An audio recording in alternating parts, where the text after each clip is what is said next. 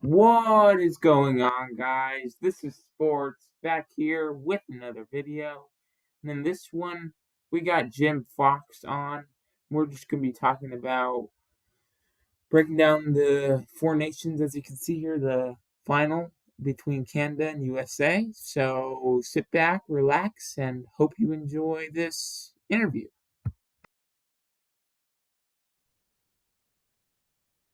What is going on, guys? I'm pleased to be joined by none other than Jim Fox again. Do you want to say hello? Hey, Flynn, how you doing? What's going on? Not much, not much. We're going to be talking about the Four Nations face-off, as you can see behind me. We got the logo up. We got Canada, Finland, Sweden, and the USA, of course. So we're just going to be breaking down a recap of the tournament and a preview of the final. So first off, we can get into some team stats here. First off, with Canada, they won two out of their three games against Sweden and Finland, and they lost to the United States. The United States, they won two out of three against Finland and Canada, and they lost against Sweden. Sweden lost against Canada and lost against Finland, and they won against the USA. And Finland, they lost against USA. They won against Sweden, and they lost against Canada. So really, really good, um, good couple of games for us to watch and see. I mean, these teams are pretty stacked from the best talent and like all across the NHL. Yeah, they are, and it's interesting. I think each team has their own personality. I think the Finns are always known as this gritty team that doesn't necessarily have all the skill and talent of the other teams, but they always seem to be a pain in the butt. Sweden can come at you pretty hard. Again, Sweden beat the U.S., but the U.S. didn't really have to win that game because they were already in the final. Canada found themselves on the last day of the tournament having to beat Finland in regulation to at least guarantee their spot. So I think everyone expected U.S. Canada in the final, and that's exactly what we're getting. Yeah, and like to reflect on that, I think it was like a big shocker that Canada lost against the USA because just like the amount of like of the better talent they have on the roster, like Sidney Crosby and Connor McDavid. Well, Flynn, this year I think if I'm not mistaken, I think the U.S. was favored coming into the tournament, and they've come a long way. Yeah. Uh, Certainly, they've been on par with Canada over the last 10 years or so, but Canada's always found a way, it seems, to win. But I think, if we're previewing the final game, Charlie McAvoy got hurt, in the previous game. So that's a big, big loss back on the blue line for the U.S. team. Now they have more than that as far as injuries back on the blue line, but so does Canada. Coming Hmm. to the tournament, they had Pietrangelo from Vegas who could not make it due to injury. They lost Theodore from Vegas during the tournament. Drew Doughty had to sub in from the Kings to go and play for Canada. So I think you're seeing maybe a chance for maybe a little bit more high scoring than we would expect it in the final because both teams are a little bit thin back on the blue line because of injuries. Yeah, I think that's a good point, and also to to really uh, expand on the injuries. The Czech brothers were injured in both of their games back to Yeah. back. Yeah. I think they're expected to play, so that's something that should be there. And again, if we're back comparing the teams, I think the one area that everyone agreed upon going in was that the U.S. had a better goaltending situation than Canada. And I Hmm. think through the round robin part of the tournament, I think that showed through. I think Binnington for Canada was a little bit, he had a few holes in his game. They made it through to the final, and it's fine that way. But, Hellebuck has the start for the U.S. team, and I think that many consider him to be the best in the world. And even with the goaltending depth, I think U.S. was given the edge there. So, but a lot of people are saying it's very tough in a small, short tournament like this to beat the same team twice. It's very Mhm. difficult to do. So that is the task for Team USA to try and beat Canada twice when Canada can only win one game here against the US and win the whole tournament. Yeah, exactly. I agree. And now I was wondering if there were any moments that shocked you in this tournament so far. Well, the start of the Canada-US game was interesting for sure with all the three scraps right off the bat. I Hmm. think that had a lot to do maybe with going on off the ice and the national anthem being booed and all those things. So, but it Yeah. did create something a little bit more interesting, something for people to, they don't necessarily have to be hockey fans to get into that type of a game. Hmm. But overall, you know what? I think in a tournament like this, I think we get a chance to discover that they're all stars, as you mentioned earlier. They're all top players, but for instance, Zach Werenski plays for the Columbus Blue Jackets. It's a very small market, so Yeah. he doesn't get a lot of popular publicity around when he plays during his regular season. Now he gets into this type of a tournament, and everyone gets a chance to see him playing with great players. But then just his own talent by itself, it really shows through a little bit more. So I think that's true for just about every team who has a player that maybe comes from an area that's not necessarily as popular as, back east and the Northeast and things of that sort, in Chicago and the Midwest, all those. So it does give us a chance to see those players that we might not really know a lot about, but when you see them in this tournament, you find out how good they are. Yeah, of course. And then another question I had, which is like, what team has been most interesting for you to watch so far? Yeah, to me, it's Team Canada because I was born in Canada. I'm a dual citizen now. I have both citizenship with the U.S. and Canada. But the pressure is certainly on Canada. Yeah. Maybe it helps them because the final game's played in Boston. It's not at home, so the pressure kind of is lessened a little bit. Um, but they're interesting to me because again, I felt they didn't have solid goaltending going into the tournament. And how do you get around that? How do you make sure you win games when sometimes if the goalie's not stopping the puck, you don't have a choice. It's over in a quick tournament like that.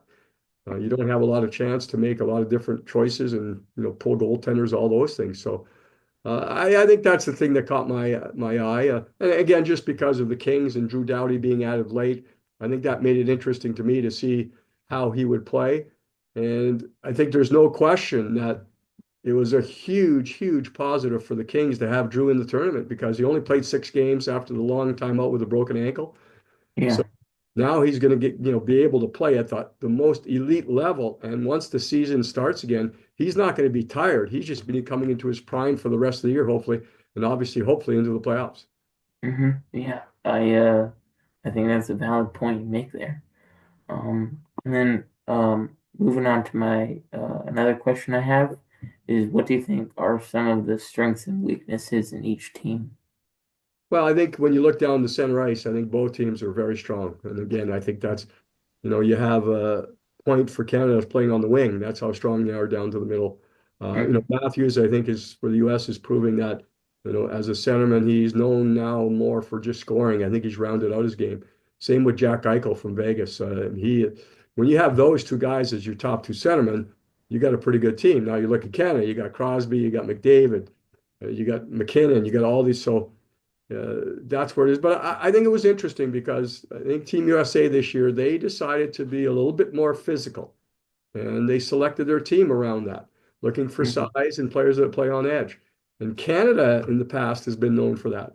So now they're kind of the younger brother, so to speak, to Team USA in that capacity. And they have to find a way to get it going. So again, weaknesses, strengths, I think, the goaltending again, US throughout strong, strong, strong. In Canada, very thin back in goal. Yeah. Um, I can definitely see that as well. And then moving on to players, are there any standout players that you think like stood out so far in the tournament? Well, I was really glad to see Adrian Kempe for Sweden play as well as Yeah. he did. And then the ice time the coaches were giving him, that's probably the one way to determine how the coaches think of you. And it was a small tournament. They know who he is, obviously, but they haven't necessarily had them in this environment. And Adrian was probably the top forward for Team Sweden. So That was Hmm. huge to see. It's a bonus for the Kings when he comes back because again, I think to be honest, to a lot of people back east, he's probably not as well known as some other guys. So they had a chance to Yeah, see him up close and personal. But Jack Eichel, he catches my eye all the time from Team USA in the middle. Probably because we play against him quite a bit when he's in Vegas. And you don't like to play against him, but very, very, and Zach Werenski, the player I mentioned from the Columbus Blue Jackets, I think he's caught a lot of people's attention. I think it was very interesting. Again, they're not going to have Charlie McAvoy for the final, but I thought he was really good because, in Boston, I think he has to do everything. They're not as yeah, deep as they once were there. So he's kind of spread thin. When he gets to Team USA, he doesn't have to do everything. And I think he could really focus in on shutting down the other team. And I thought he did a phenomenal job there. Of course, he's injured right now. They think it's an illness, so to speak, an infection that was caused maybe by a previous treatment. But we hope he's going to be okay long term. But I really enjoyed watching him as a shutdown defenseman in the round robin part of the tournament. yeah, I I definitely think that that's another player to watch out for too, because obviously, as you mentioned, he's the hometown kid, and he's also a Bruin. Just like it's fun watching, um, just like how these players perform in front of uh, like especially for the Canadians players and the Bruins players, how they perform in front of like where their NHL team is stationed. Well, it'll be interesting right in the final because Brad Marchand from the Boston Bruins will be playing for Team Canada in Boston. So Yeah. he's probably going to be booed by his home fans, at least until the end of the game. Hmm. Interesting situation right there. But I think it's very important for Team Canada. Again, I thought is that when you join a team for this type of a tournament, you have to kind of leave your ego at the door. You have to expect to play a different role. But I think for especially McDavid and McKinnon, I think that the coaching staff in the final game are just going to say, hey guys, you normally play about 25 minutes a night. We're going to get you as close to that as possible. Where in the Yeah. round robin part of the tournament, you're kind of trying to make sure everyone gets ice time and keep everyone happy. I think in that final game, from that standpoint, you're going to see a lot of Matthews, a lot of Eichel, a lot of McDavid, a lot of McKinnon. I'm not even mentioning Sidney Crosby, but that's where I think both teams now are going to approach this game as okay, round robin, we got everyone a chance to play. Now this is for the win. So I think coaches will shorten their benches. Yeah. I definitely think that's a good point to make there too. And then now moving on to the final. As you mentioned before, we got Canada versus USA. What are your thoughts on the final? Very interesting. It's a coin toss. I don't think when you again, I think that Canada up front probably has more dynamic one-on-one players. I think Team USA is probably a little bit thinner on the blue line because of injuries. But the equalizer is the goaltending, and that's Hmm. where hockey's one of the few games that actually has a goaltender. So, Yeah. football you can't really do that. In basketball you can't really do that. Hockey, baseball you don't have a goaltender, so to speak. In hockey and soccer you have goaltenders, and they can make the difference, especially in a one game. One game, Hmm. it's not 4-7; it's only one game. So, if I were to say, right there, I would give the edge to Team USA. I would Hmm. give them the edge just to the fact that goaltending can win the game all by himself. And if that happens, no matter how good you are offensively, if the goaltender's hot, you're in trouble. Hmm. And then moving on to my final question here. How do you think uh, the Kings will be for the rest of the season? Yeah, that's a great question. I think they've done very well to start the first. Well, we're probably almost three-quarters through now. But, without Drew Doughty for most of that, I think when Drew was injured in the preseason, I think a lot of people did not expect the Kings to even be near the playoffs. But they found a way to get by without him, and now they're going to, get a chance to use him the rest of the way again, using this tournament as kind of a training camp for Drew Doughty to get ready. So uh, I think their numbers, when you look into the internal analytics, they look really strong. Uh, it's really tight though in the Pacific. I mean, they're only 2 points up. They have games at hand. Their winning percentage is pretty solid. The big, it's not a question mark. It's been a big disappointment has been the power play all year. But the way I look at that is that it's been bad all year, so it can't get worse. It can only get better. And if that does get better, then I think that's huge for the Kings. The penalty kill has been strong. Goaltending has been real good, better than expected. But I'm a big, big supporter of Jim Hiller as the head coach. I really think he gets the most out of the group. He spends a lot of time individually speaking with players and going over things and getting very deep into subjects. And I think for this group right now, that's been a big help. So, I thought they were a borderline playoff team coming in. Now they've solidified that position. Of course, it's not going to be easy at all in the West.